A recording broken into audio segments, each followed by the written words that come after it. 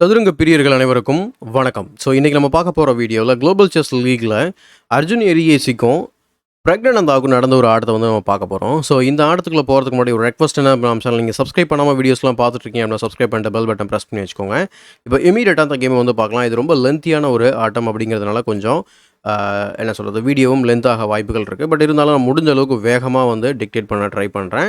So game வந்து பார்த்திங்கனாக்கா E4 வந்து ஓப்பன் பண்ணுறாரு அர்ஜுன் எரிகேசி. ஸோ பிரக் வந்து பார்த்திங்கன்னா C5 ரிப்ளை பண்ணுறாரு. ஸோ இந்த டைம் ஃபார்மேட் வந்து பார்த்திங்கன்னா உங்கள் ஆப்போனன்ட்ஸ் ஆர் பிளேயர்ஸ்க்கு ஒரு வாய்ப்பு என்ன ஏற்படுத்துது அப்படின்னு நம்ம பார்க்கும்போது, ஸோ ஓப்பன் சிசிலியன் வந்து நம்ம வந்து பார்க்குறோம். இது வந்து ஆக்சுவலாக வந்து பார்த்திங்கன்னா ஓப்பன் தான். பட் இது வந்து நம்ம நைட் C6 விளையாடி இருக்கிறதால வந்து கிளாசிக்கல் சிசிலியன்னு சொல்லுவாங்க. ஸோ நைட் C3 பின் அதுக்கப்புறம் E5. ஸோ E5க்கு அப்புறம் வந்து லாஸ்கர் பெலிக்கன் வேரியேஷன். இது ரொம்ப இன்ட்ரெஸ்டிங்கான ரொம்ப பியூட்டிஃபுல்லான ஒரு வேரியேஷன். இது ரொம்ப க்ரியேட்டிவாக இருக்கும். நீங்கள் அர்ஜுன் விளையாடுறத வந்து பார்த்தீங்கனாலே தெரியும். ஸோ D6 அதுக்கப்புறம் நைட் டு D5. பாயிண்ட் என்ன அப்படின்னா E4 வந்து ஃப்ரீ கிடையாது, ஏன்னா C7ல் டபுள் அட்டாக் இருக்குன்றதுனால. So knight takes D5, E takes D5, நைட்டை நேச்சுரல் ஸ்கொயர்லேருந்து ஓட வைக்கிறாரு. ஸோ வீட்டுக்கு போயிடுது. அதுக்கப்புறம் குயின் F3 டெவலப் பண்ணுறாரு. டெவலப் பண்ணதுக்கப்புறம் எதுக்குங்க குயின் F3 அப்படின்னு சொல்லி பார்க்கும்போது A6 விளையாடுவீங்கன்னு தெரியும். அப்படி விளையாடும்போது ஒரு கவுண்டர் பின் கிரியேட் பண்ணுறதுக்காக தான் இந்த குயின் வந்து F3 கொண்டு வந்து இப்போ குயின் A3யில் வைக்கிறாரு. நைட்டை வெட்டினீங்கன்னா உங்களுக்கு ரூக்கு ட்ராப் ஆகிடும். ஸோ பிஷப் E7 சரி அப்படியான்னு சொல்லிட்டு அவர் கேன்சல் பண்ணுறதுக்கு முயற்சி பண்ணுறாரு. அண்ட் இங்கே வந்து பார்த்திங்கன்னா அர்ஜுன் வந்து ப்ரில்லியண்ட்டான ஒரு மூவ் விளையாடுறாரு, பிஷப் டு G5. இது ஆக்சுவலாக நோன் மூவ் தான். நிறைய ஓப்பனிங்ஸில் நம்ம எக்ஸ்ப்ளோர் பண்ணாத ஓப்பனிங்ஸில் இந்த மாதிரி ஓப்பனிங்கில் ப்ரில்லியண்ட்டான மூவ்ஸ் எல்லாமே இருக்குது. இங்கே என்ன பாயிண்ட் அப்படின்னு நம்ம வந்து பார்க்கும்போது, சப்போஸ் நம்ம வெட்டினோம் அப்படின்னு சொன்னால் தென் நைட் டேக்ஸ் D6 செக்கோட வரும். என்னென்னா இப்போ நீங்கள் ரொம்ப ஆக்வர்டான மூவ்ஸ்லாம் பண்ணுற மாதிரி இருக்கும். எடுத்துக்காட்டு கிங் F8 ரொம்ப ஜாக்கிரதையாக விளையாடக்கூடிய மூவ் இது. சப்போஸ் கிங் F8 போகிறீங்க அப்படின்னா நம்ம டிஸ்கவர்ட் அட்டாக் இருக்கிறத உங்களால் பார்க்க முடியும். ஸோ நைட் டேக் C8 வந்து செக் வைக்க முடியும்.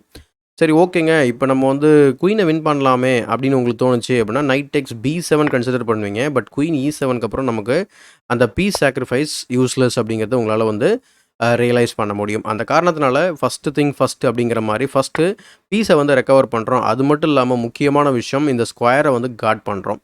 ஸோ கிங் வந்து நகர்ந்ததுக்கப்புறம் white will have a good game actually.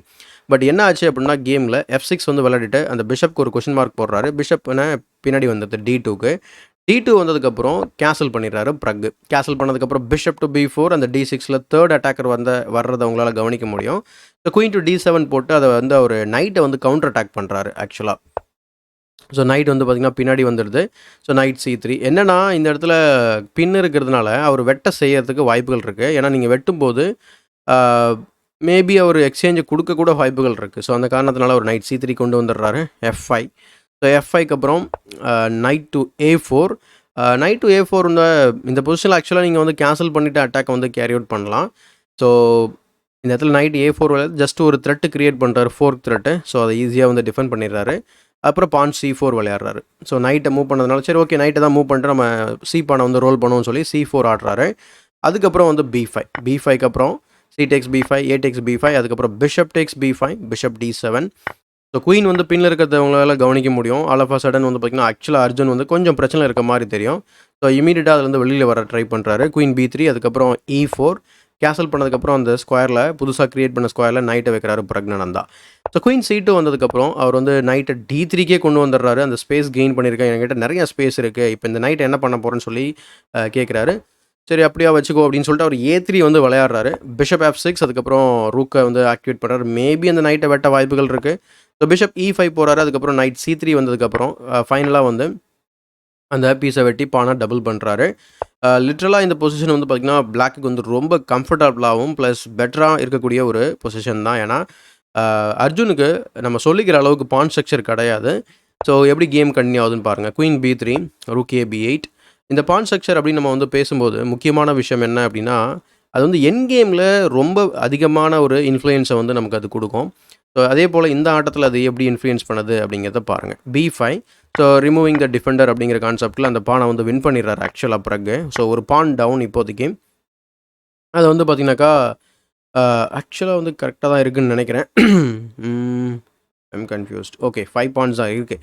So Rukh C8, அதுக்கப்புறம் G4. அந்த பானுக்கு ஆக்சுவலாக வந்து பார்த்திங்கன்னா பெருசாக பாதுகாப்பு கொடுக்க முடியாது. அதனால் அவர் கவுண்டர் பண்ணுறாரு. எங்கே ஸ்ட்ராங்காக இருக்காரோ பிறகு அங்கே வந்து அவர் அட்டாக் பண்ணுறாரு. பட் ஓகேன்னு சொல்லி அவர் வெட்டிடுறாரு. வெட்டினதுக்கப்புறம் G takes F5, rook D3, rook trade பண்ணுற ஒரு முயற்சி. ஏன்னா அப்படி நீங்கள் நகர்ந்ததுக்கப்புறம் நமக்கு இன்னொரு பானுமே கிடைக்கும். ஸோ அப்படி ஆக்சுவலாக வந்து பார்த்திங்கன்னா இதில் என்ன நடந்திருக்குன்னா அதாவது ப்ரக்குக்கு பாஸ் பான் கிரியேட் பண்ணியிருக்கிறாரு. பட் அர்ஜுனுடைய வீக்னஸஸ் எல்லாமே லிக்விடேட் பண்ணிட்டார் ஆக்சுவலாக இந்த ப்ராசஸில். இதே வந்து கிளாசிக்கல் கேம் வந்தால் டெஃபினட்டாக இன்னும் பெட்டராக ஆடிருப்பாங்க. இது வந்து ரேபிட் கேம் வித்தவுட் இன்க்ரிமெண்ட், ரொம்ப க்ரேஸியான திங்ஸ் எல்லாமே நடக்கும். ஸோ அதை நீங்கள் வந்து இப்போ பார்ப்பீங்க கூடிய சீக்கிரத்தில். ஸோ G/F6 ஸ்ட்ரக்சரல் டேமேஜ் வந்து கொடுக்குறாரு. அதர்வைஸ் அவர் வந்து வெட்ட போகிறாரு. சரின்னு சொல்லி இவரே வெட்டிடுறாரு ப்ரக்கு. ஸோ 3 பான் இருக்குது, அவர்கிட்ட 1 பான் இருக்குது. ஆக்சுவலாக இப்போ 1 பான் எக்ஸ்ட்ராவே இருக்குது, ஏன்னா அந்த F6ல் வந்து பானை சாக் பண்ணார். ஸோ ரூக் E7 ஆக்டிவிட்டிக்காக இந்த மாதிரி பண்ணியிருக்காரு. கிங்கை கட் ஆஃப் பண்ணுறாரு. ரொம்ப ரொம்ப முக்கியமான ஒரு விஷயம். ரூக் G5 செக்கு. கிங் H1 வந்ததுக்கப்புறம் ரூக்கை B2ல போடுறாரு, F2வை ப்ரெஷர் பண்ணுறதுக்கு ஐடியா.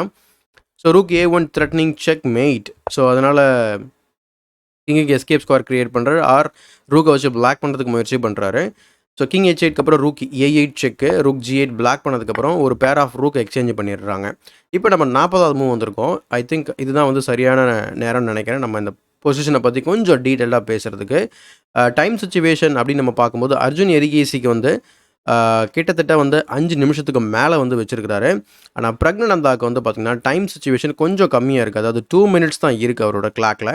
பட் அவர்கிட்ட ஒரு பான் எக்ஸ்ட்ரா இருக்குது. ஸோ இந்த மாதிரியான என் கேமில் நீங்கள் கேட்கலாம் ட்ரா தானே ஆகும் அப்படின்னு சொல்லிட்டு. ஆக்சுவலாக இந்த டைம் ஃபார்மேட் வந்து நம்ம இன்க்ரிமெண்ட் இல்லை அப்படிங்கிறதுனால என்ன வேணால் நடக்கலாம். நான் ஏற்கனவே சொன்ன மாதிரி ரொம்ப க்ரேசி திங்ஸ் ஆல்ரெடி வந்து பார்த்திங்கன்னா செகண்ட் டேயில் நடந்திருக்கு. மேக்னஸ் கால்சனுக்கும் அலிசா ஃபிரூஷாவுக்கும் நடந்த ஆட்டத்தில்.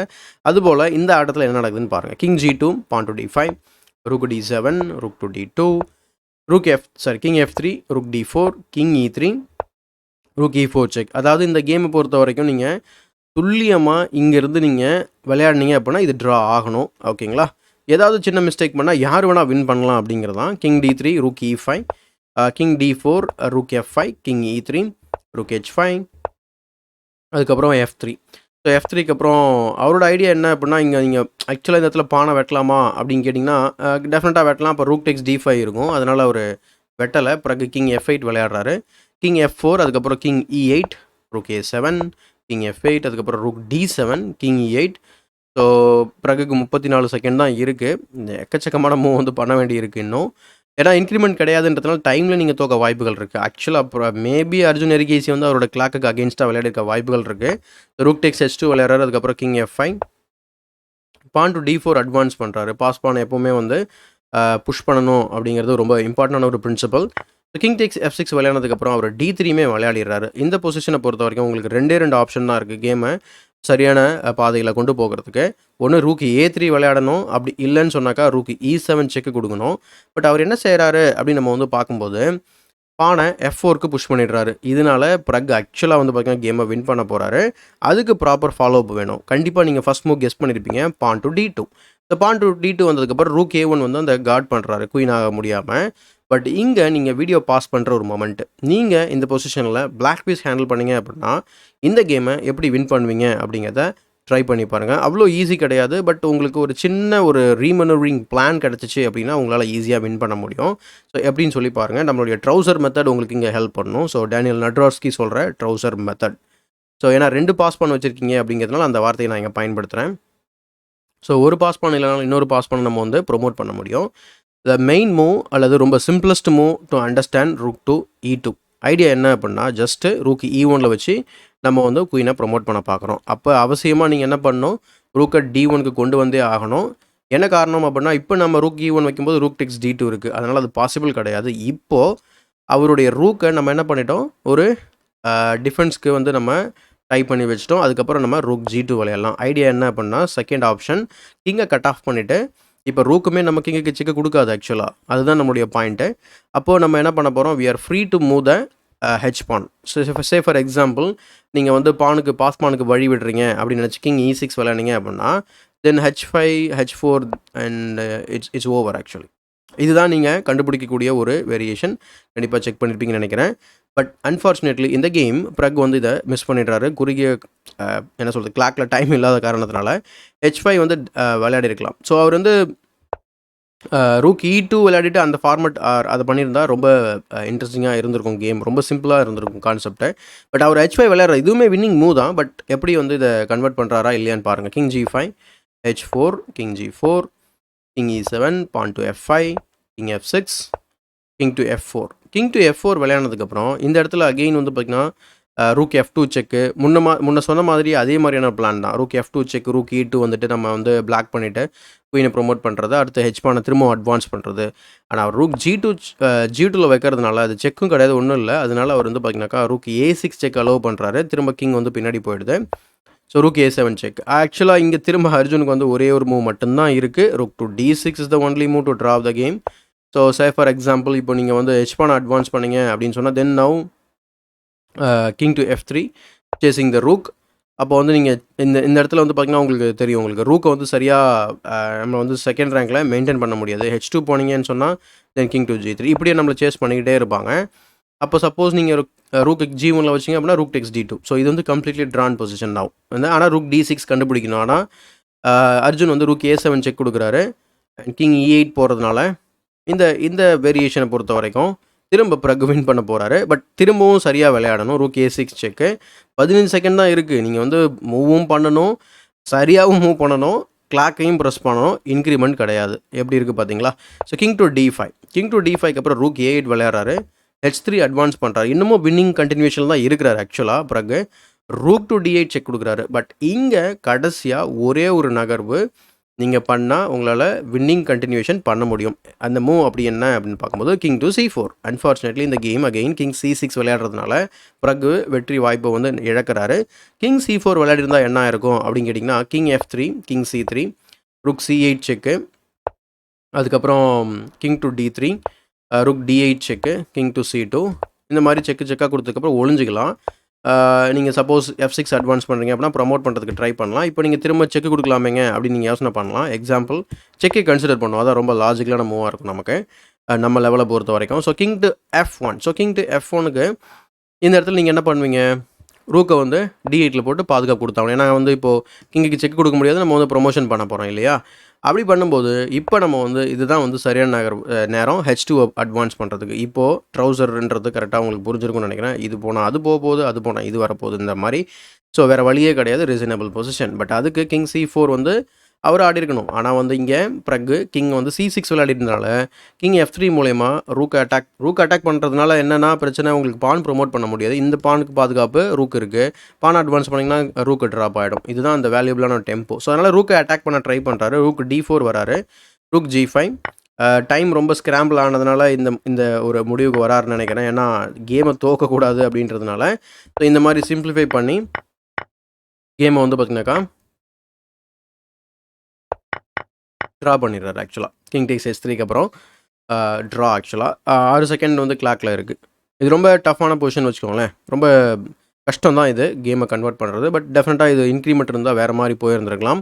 ஒரு ஒரு 2 நிமிஷம் சாலிடாக திங்க் பண்ணுறதுக்கு டைம் இருக்கணும், அல்லது ஒரு நிமிஷமாவது இருக்கணும் கிராண்ட் மாஸ்டராக இருந்தாலும் கூட. ஸோ அந்த காரணத்தினால இது வந்து பார்த்திங்கன்னா ட்ரா ஆகிருக்கு. ஸோ இப்போ நம்ம என்ன பண்ணுவோம் அப்படின்னா குயிக்காக வந்து ரிசல்ட்ஸை வந்து நம்ம செக் பண்ணிடலாம். Okay, so results page. So இதில் உங்களுக்கு ப்ராப்பராக தெரியாது. ஜஸ்ட் அ மொமெண்ட், நான் வந்து அப்படியே ஸ்க்ரீன் மட்டும் கொஞ்சம் பெருசு பண்ணிக்கிறேன். ஓகே, ஸோ இங்கே ரொம்ப இன்ட்ரெஸ்டிங்கான ரிசல்ட்ஸ்லாம் இருக்குது. நம்ம வந்து எதிர்பார்க்கக்கூடிய டீம் ஆக்சுவலாக மேலே இல்லை. ஒன்று வந்து அலப்பைன் SG பைப்பர்ஸ், அதாவது மேக்னஸ் கார்ல்சன் பிரக்னன் தான் இருக்கக்கூடிய அணி. அடுத்து Ganges grand masters Anand sir வந்து இருக்கக்கூடிய ஒரு அணி. இங்கே யார் லீடிங்கில் இருக்காங்க அப்படின்னு பார்க்கும்போது PB அலஸ்கன் வந்து பார்த்திங்கன்னா இது பிடிக்க முடியுமான்னு கூட தெரியல. ஆக்சுவலாக டபுள் ரவுண்ட் ராபின் தான் பிடிக்க முடியும்னு நினைக்கிறேன். ஏன்னா இன்றைக்கி 2 days தான் முடிஞ்சிருக்கு. 9 பாயிண்ட்ஸில் போயிட்டுருக்குறாங்க ஆக்சுவலாக. அதுக்கு அடுத்து அப்கிரேட் மும்பா, ட்ரிவானி எல்லாருமே, Alpine SG, American Gambits, Ganges grand Masters, இவங்க எல்லாருமே கேஞ்சஸ் கிராண்ட் மாஸ்டர்ஸ் புள்ளியே எடுக்கவே இல்லை. Unfortunate for them. But okay, so யாராவது ஒருத்தவங்க வந்து தோற்றா தான் இன்னொருத்தவங்க ஜெயிக்க முடியும் இல்லையா? ஸோ எனிவே, ஸோ இங்கே ரிசல்ட்ஸ் வந்து நீங்கள் வந்து டீட்டெயிலாக பார்க்கணும். மேட்சஸில் போய் பார்க்கலாம். ஸ்டாண்டிங்ஸில் நம்ம இப்போதைக்கு PB அலஸ்கன் நைட்ஸ் வந்து பார்த்திங்கனாக்கா லீடிங்கில் போயிட்டுருக்குறாங்க. PB அலஸ்கன் யார் லீட் பண்ணுறாங்க அப்படின்னு நம்ம பார்க்கும்போது அனீஷ் கிரி, நொதிர்பேக், ஷக்ரியார், மமதிரியாவ், டான்ஜோங்கி, அலினா. ஆஹா, இந்த பேரை படித்து தான் நம்ம சப்ஸ்கிரைபர்ஸ் வந்து காமெடியாக இருக்குன்னாங்க. அதை அலினான்னு மட்டும் நான் படிச்சிடுறேன். நிஹால் சரீன். ஸோ ஆக்சுவலாக வந்து பார்த்திங்கன்னா இந்த டீமை வின் பண்ணதுக்கு முக்கியமான காரணம் நிஹால் சரீன் வந்து எல்லாருமே ட்ரா பண்ண இந்த நேரத்தில் நிஹால் சரீன் வந்து அவுட் ப்ளே பண்ணியிருக்கிறாரு ரவுனக்ஸ் அத்வானியை. இதனால் அவங்களுக்கு ஒரு பெரிய ஃபுல் பாயிண்ட் வந்து கிடச்சிருக்கு. ஸோ எக்ஸலண்ட்டான பர்ஃபார்மன்ஸாக இருந்துக்க வாய்ப்புகள் இருக்குது. ஸோ கண்டிப்பாக இந்த வீடியோ உங்களுக்கு பிடிச்சிருன்னு நினைக்கிறேன். அப்படி பிடிச்சிருந்தா அந்த வீடியோக்கு ஒரு லைக் போடுங்க. மறக்காம மற்றவங்களுக்கு ஷேர் பண்ணுங்கள். இன்னும் நம்ம சேனலை சப்ஸ்கிரைப் பண்ணல அப்படின்னா சப்ஸ்கிரைப் பண்ணிட்டு பெல் பட்டன் ப்ரெஸ் பண்ணி வச்சுக்கோங்க. இதே போல் ஒரு பயனுள்ள வீடியோவுடன் உங்களை சந்திக்கும் வரை உங்களிடம் இந்த விடைபெறுவது உங்கள் சதுரங்க சாணக்கியன்.